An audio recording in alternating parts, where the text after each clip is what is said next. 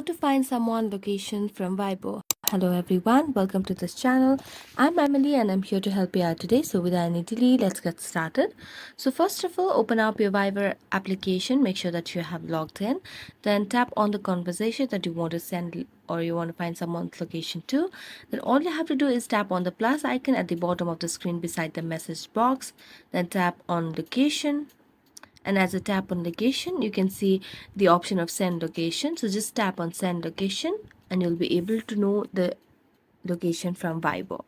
So it shows that to know or to find someone's location you must be able to convince them to send the location, otherwise there's no other way to send or know the location from Viber for anybody else.